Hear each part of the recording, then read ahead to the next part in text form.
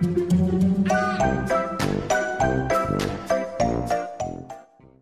guys, Sandy here. Welcome back to my channel. I am so excited. I am scrapbooking rainbows today. You guys know I love doing that.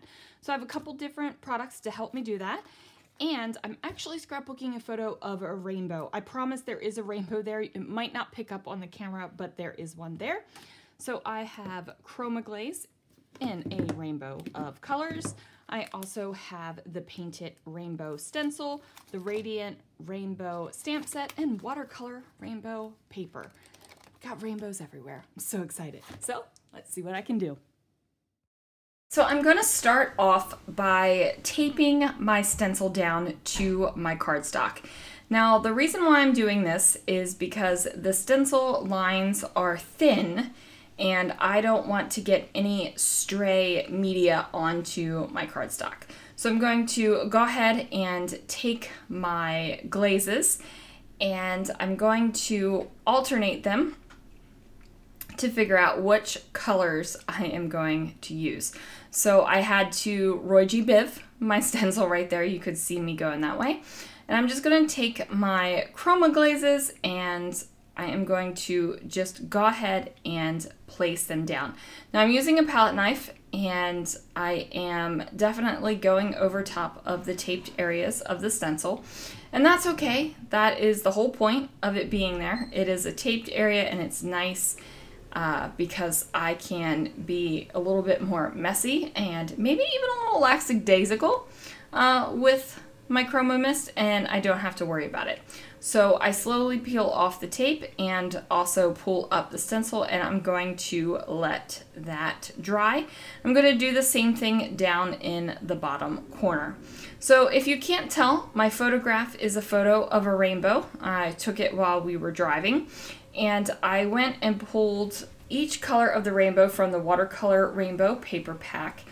And I'm just going to trim it down to 4.5 by 6. This will give me a good mat around my photo.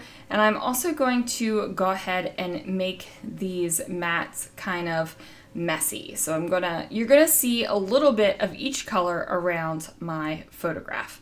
I'm also gonna take a piece of black cardstock and trim that down as well. So this is going to be 4.25 by 5.75.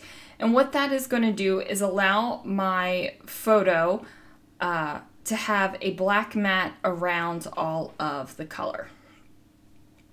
I don't know why I was looking through the paper pack right there, other than I just like looking at the rainbow papers. So I go ahead and mat that photo right on top of the black cardstock. And like I said, that's going to give me a little bit of differentiation and a little bit of pop over this messy stack. So I'm just taking the colors and alternating them so that they go from red to purple. And then I'm also going to pull out the Radiant Rainbow Stamp Set. Now, I've used this stamp set before. You guys have seen it in action, and I used it with colorful rainbows.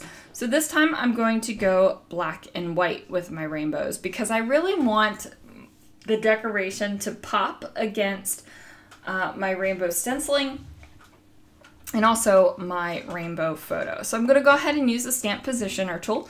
This is going to make it super easy, so when I stamp down the image, if I don't have a precise, clean, crisp, dark, solid black image, what this is going to allow me to do is drop the ink back down in the same exact space and get a bit of a darker, crisper, cleaner image. So I go ahead and do that and press those down. I am really happy with the results. So what I'm going to do once I finally finish stamping those rainbows is cut them out. And I'm just going to fussy cut them. Now, the Radiant Rainbow Stamp Set does have a matching die set. I just don't have it. But as you can see, it is really easy to fussy cut some rainbows out.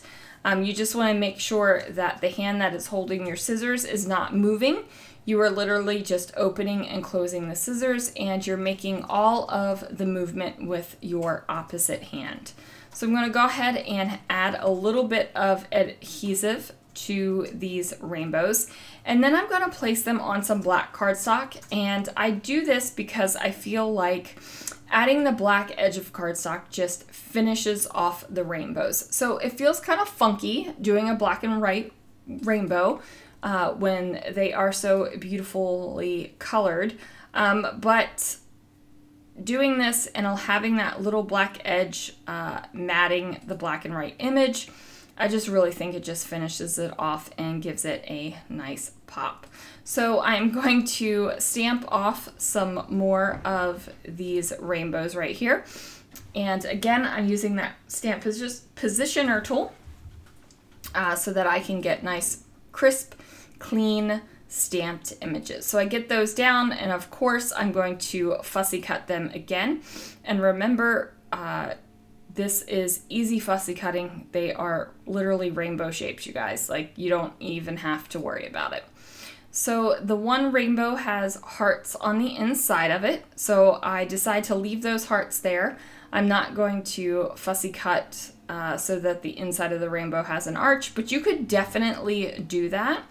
That isn't something that you have to do. You could also cut apart these rainbows if you wanted skinny decorative bits.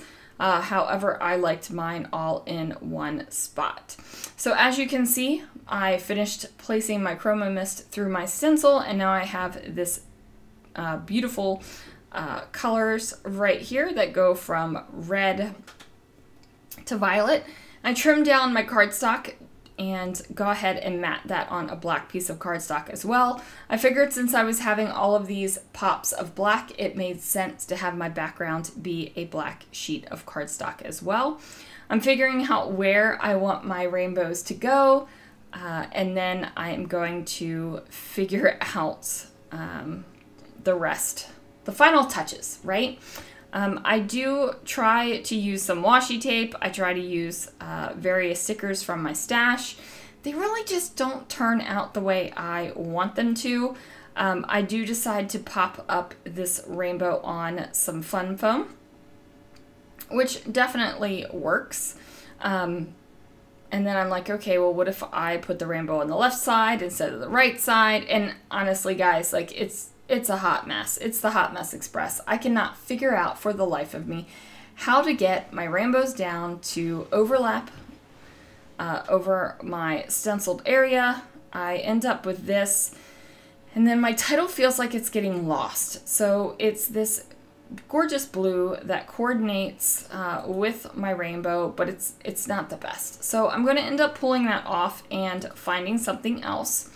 I did have this black heart right here from my stash, and I thought, oh, this will work. However, it doesn't work, you guys. Like, it just doesn't work.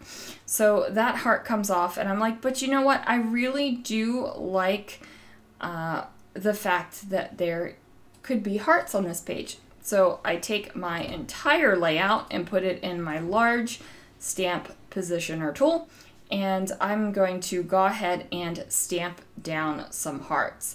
Now, I really liked that big heart down there, and I like the fact that my rainbow up at the top of the page has hearts on the inside of it. And I just really think that this adds like a little bit of fun and love to the layout. So I am going to do some down here as well.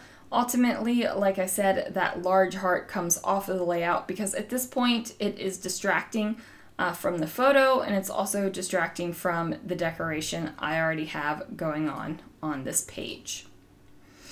Now remember, guys, it is totally okay to pull something off of your layout if you don't like it. You definitely don't have to put something down. If you put it down on your layout, it isn't forever, right? Like, pull it off if you don't like it. Now I'm thinking about adding some more stamping. I'm like, okay, am I going to put in more rainbows to make this heart work? So I stamp out some more rainbows. And again, I am multiple stamping it because I am using the stamp positioner tool. You guys, I cannot express to you how much more satisfying stamping is when you have a stamping tool like this. So I'm going to go ahead and trim down these rainbows. Again, I stamped a rainbow that had the heart on the inside of it. Going to add a little bit of adhesive and do that black border on the outside of this one as well. And I just think that they look so cool. So you guys know I love to scrapbook rainbows, but I just do have to say these black and white rainbows really just pop on this layout. So I'm going to go ahead and add a little bit of fun foam so that this rainbow could be lifted up a little bit. Just to give it a little bit of a slight texture. So then I'm going to take a sand eraser and erase some little things.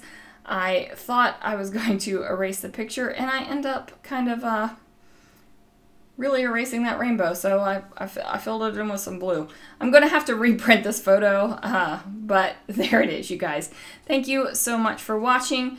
I hope you enjoyed my layout with the Chroma Glazes. Look at that beautiful shine. Thanks so much for watching, and I will see you guys again real soon for another video.